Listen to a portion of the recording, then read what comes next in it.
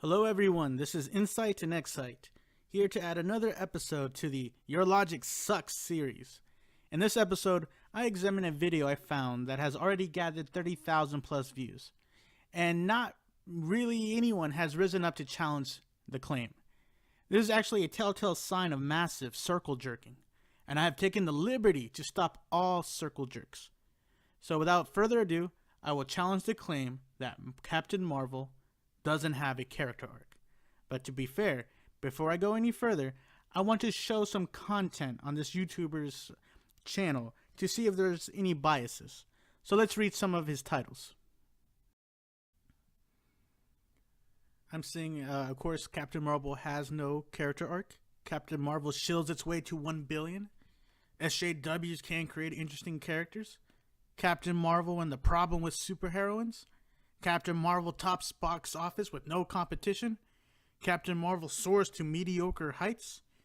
And a lot of anti-SJW kind of titles. And keep the status quo titles. Which is interesting. And also, just so we don't cause any trouble, I'm not going to say the name. But let's just say it's just some guy. Okay, now that we have examined the content in question, we can get a better picture of why this person makes such a claim. But I'll leave my thoughts on that for the end of the video. So I have watched his video multiple times, and I can say for certain that his claim, or the claim that he asserts, is that Captain Marvel has no character arc, right?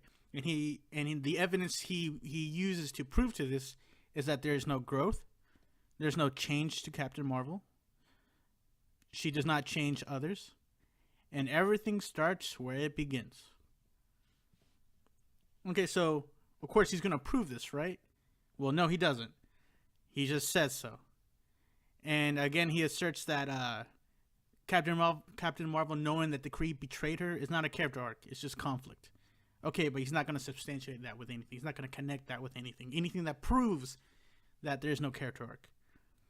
And then he gives out his reasoning, which is good. We want to know where his headspace is. So he gives out, well, here he says there's numerous character arcs, but wants to stick with the positive ones, which is kind of weird that he says that. Okay, if you do know anything about literary theory, character arcs or anything like that, that's kind of, I don't know if he used the wrong words there. So he uses 3 of them. The change arc, which is the hero's journey. And basically, the character is a changed person by the end, is more aware. And then he gives the growth arc, which is like above the hero's journey, but it's more internal. The character becomes a better person, like internally, right? He or she has a better understanding of themselves and the world around them. And then we have the flat arc. The protagonist doesn't change, but affects the world around them. So then he asserts that in the movie, Captain Marvel does not fit any of these 3 criteria. The only thing that's changed is that she now knows that the Kree lied to her, but that doesn't mean anything. Before we continue on why I think his logic is flawed, if you 100% agree with this character's reasoning, I want you to tell me why in the comment section. I want you to tell me now before you continue the video. All right, so you can pause it right now, write your comment, and then I want you to think about it, and then you can edit it later. All right. So far in the beginning, he has not proven any of his points. He just says things. Right, and then after the 5 minutes of his video, he just brings up this random, I don't know if it's like a Twitter person or what, and he just argues her points. And that, again, that's a really dishonest way to prove a point, right? So what I'm going to do is just refute his beginning premises and just show you, the viewer, that he's wrong. But if you are curious to know what her point, and it is a her, he makes it a point to state that it's a girl. Her point the person that this guy is debating, her point is Danvers' arc is coming to realize and then address that institutions and shit men around her won't let her grow. And obviously this triggered him. But again, you can rephrase this, and I just want to know if you, right now, disagree with this phrasing. Danvers' arc is rising above forces, either gender expectations, career caps, her superpowers. Those are the forces, right? So Danvers' arc is rising above forces, preventing her from achieving her pinnacle self. All right? Now, I have only watched this movie once, and I actually do think it's a mediocre film, but it's still you can say like the movie still follows every criteria that is required to make a movie. It's not, I would say it's not epic in any way. I wasn't excited. It was, I would say, anticlimactic, but it still follows the criteria. And to say that Captain Marvel has no character arc, the character herself has no character arc, you're just lying. Just say the movie didn't meet your expectations, and then give reasons. Or say that Captain Marvel was boring and give reasons. But of course, these are all personal critiques, right? You can't just say Captain Marvel had no character arc, because that's not true. And again, just going by my memory, I'm gonna just dismantle his argument here. So without me, just writing everything on the spot, I've already pre-wrote everything that I'm gonna discuss. So let's begin with the actual movie plot, the movie arc, right? So Vers lives in a world where she is training for a position, a spot, and is waiting to be judged, right? Her world is Vers and Kree, because she's a Kree, or might as well just be Kree versus Skrulls, right? They're the good guys, the Skrulls are the bad guys. All right, so then she has been trained, she is being mentored, and has been integrated to the Kree culture. She is then judged by that supercomputer. She and team now start their mission. She fights Skrulls who pretend to be innocent people. That's her truth right there. But then she is captured by these bad people. And then she's examined for information by these bad people. But luckily, she fights her way out. She fights her way out of the ship by, beating every Skrull up with a smile and cheerful attitude, because she's not a weak woman, right? So then she takes an escape ship and she lands on Earth, right? And then she explores Earth after landing on that blockbuster, right? And then afterwards she meets Fury. They have a little discussion, and that's when the first fight begins with let's just say the Earthlings, Nick Fury, Captain Marvel, or Vers at this time, and the Skrulls fight, right? So while getting used to Earth, she fights the Skrulls, she kills one, and luckily for her, she escapes Fury's team. And here I forgot what scenes were in between this, but then she meets Fury again. They discuss something. I'm sorry, not that they discuss something. They discuss the situation. The Skrulls have now infiltrated Earth. It can be anyone, right? And then they team up. So now they go to a laboratory. So they enter a base, investigate, and find. So then they investigate, right? They go to their records, and then she finds some information. And this is where her worldview is in doubt, because she finds the photo of herself. She fights and escapes Skrulls in a new, in that base, and and then she escapes, with Fury in a space, or not a spaceship, in a ship, right? So Vers and Fury go to an old friend, to ask questions, right? Like, who is she, and all that. So she talks to her friend, and that's where the Skrulls confront Vers and the other Earth people. Their true intentions are revealed. Also, her past is exposed, not exposed in a good way, right? And they say the Skrulls are the victims in this war. So the Kree arrive to pick up Vers, kill the Skrulls, but she decides to help the Skrulls. So now she's at this moment helping them.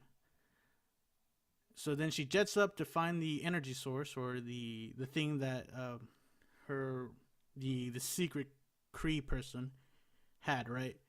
So then she enters the hidden spaceship. She finds the scroll. No, there they find a scroll family, or a whole like a group of refugees, right? They find they actually find the energy source, the Tesseract. But this is where the Kree enter and take over. So then the Kree subdue Verse. The supercomputer tries to control her. But this is cool. This is the cool part.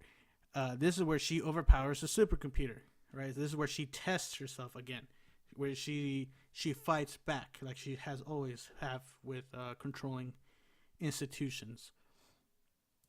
And that's when she awakens her true power, right? And now she has completely sided with the Skrulls. So then the good team escape the ship. Fury and the other people, they go fly back to Earth, but the Kree follow, and then the team fight the Kree, right? And this is when Ronan arrives. Now let's call her Danvers. Fights Ronan's team, destroys them. Ronan leaves. Okay, and this is the worst part of the movie. Anticlimactic. Could have been way more epic, more of a struggle. Make it more suspenseful, right? But they didn't do that. So again, I can tell why people are pissed. All right, so then afterwards, Danvers confronts the Mentor. Danvers uses power to beat Mentor because, again, the Mentor's like, hey, let's fight hand to hand. Let's be on the same level.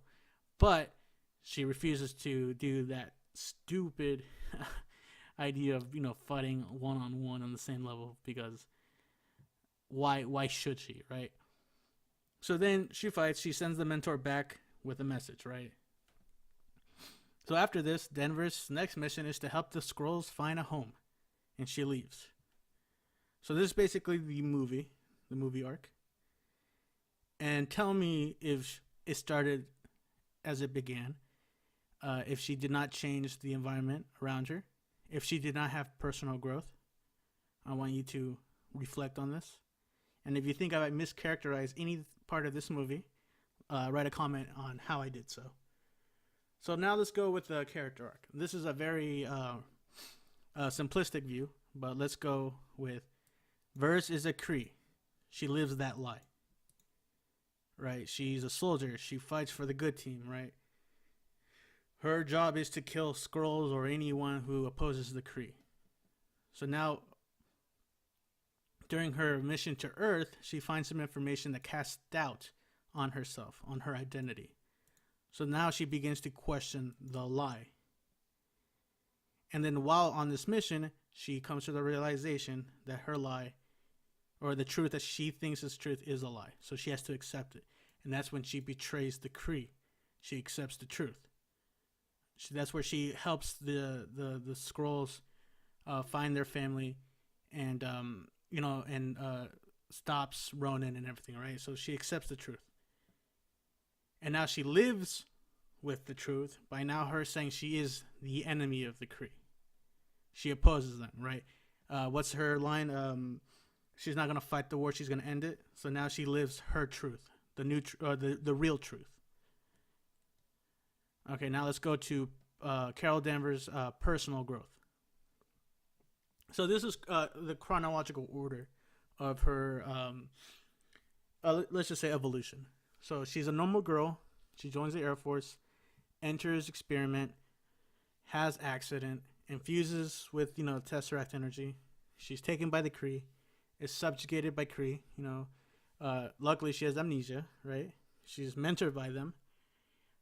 She tries to prove herself, again, being as a soldier for the Kree. But she also is limited by her superiors on how to use her power.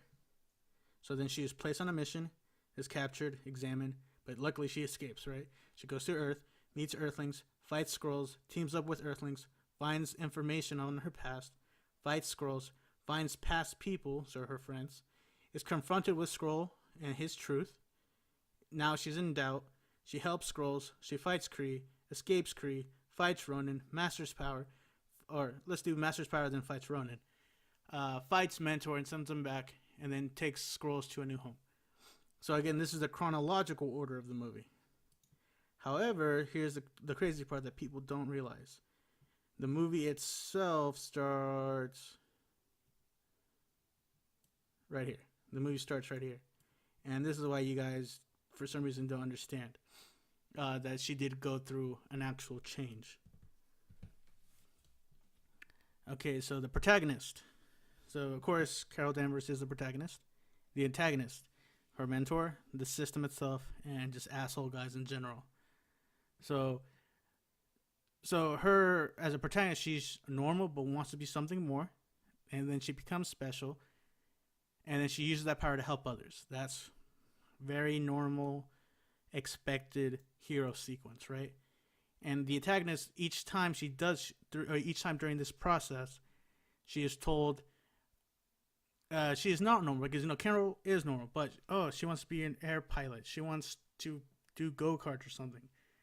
She's in whatever the fuck training was, military training, right? And then life again tells her to be like a girl, like you don't belong in this, like what's wrong with you? And then Creed tells her again, after she becomes special, she's told to have this limiter, right? Don't use your emotions. Fight logically, fight with your hands. Go down to, even though you're above everyone, you have to fight. You have to find the same level as others. And now that the Carol wants to, even though she always had this sense of helping others, the Creed now has to watch out because they're the bad guys. And now let's talk about her personality. She's spunky. She's confused. She's spunky. She's always good. She's never like, I'm going to kill you because I like evil. But here's some personal growth on her character. For some reason, she always wants to be tested. But that's not really true in the sense, like when she's a kid, she was in that little go-kart accident, but it's not revealed that, she was testing herself to be in that situation, to prove that she can be in that situation. She was just there, right? But her father, social norms and all that, right? But in the beginning of the movie, you can tell she wants to be tested by her mentor. That's why she goes to him saying, hey, let's spar, right? But so that you can say that's her character flaw. She wants to be judged by others. But at the end, when she blasts her mentor, she doesn't care about being judged by others, right? She's confident in herself. Her ego is now complete, or satisfied. And now let's go back to what. Again, if you were following along, I don't have to do this, but if I do, let's discuss positive, negative, and flat character arcs, right? So positive, character changes for the better. Negative, character changes for the worse. Flat, character doesn't change, but the environment changes. We can rule out negative, but you can't say that she did not change in this movie. She did change, right? So these two are out. And also the environment changed, and which kind of still goes with the positive. It's not either or. So we can prove that this is not right. Captain Marvel does have a character arc. And again, let's give further examples because our little video that we were examining did not do so. But positive character arcs typically include, the protagonist having a story goal. The character carries a false belief or an untruth they believe about themselves or the world at large. The character suffers from an emotional wound that's tied to the false belief and has plagued them since before the story began. The external conflict challenges the character's pursuit of the story's goal, as well as their false belief, and the character resists initial efforts to change how they think. The character's choices drive the internal conflict. Those choices typically align with the character's goal and impact their hold on their false belief. Also, not all those changes will be positive nature or outcome. During the climax, the character makes a typically positive final choice concerning their false belief, usually by learning that they need to let go of that false belief in order to achieve their goal. The ending shows the character shedding their false belief, adopting the opposite truth, and in most cases, achieving her goal. her or his goal. By then, they are no longer the person they were at the start. More accurately, they have changed for the better. The character's world may also change as a result of her actions. His or her actions. Alright, so what have we learned here? If you were paying attention, going by my breakdown of the movie, Carol Danvers, Captain Marvel, does have a character arc.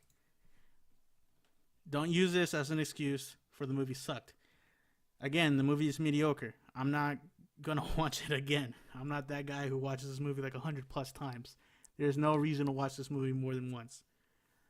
But you can't say she had no character arc. You're just spouting lies and circle jerking, because I know there's a group out there that loves the idea of Captain Marvel sucking. So now let's go back to my original thought. Why did this person make this video? To be blunt, I suspect that video was an attempt to cash in on the anti-Captain Marvel bandwagon, while at the same time getting his feet wet with anti-feminism and I'm sure anti-SJW talking points. And if he's just flat out, I hate women because they destroy society, I hate women when they enter my bubble, comic book bubble, I would give him more credit. Like, hey, he just doesn't like this, right? You can't rationalize his argument. But since he's attempting to rationalize why Captain Marvel sucks with a false premise, I have to attack him on this. He's wrong. His viewership needs to know they're wrong, because again, they're just circle jerking, and it's annoying because these people are gonna spread this lie that Captain Marvel had no arc, no character arc. I'm assuming they also mean no movie arc, story plot. So again, they're wrong.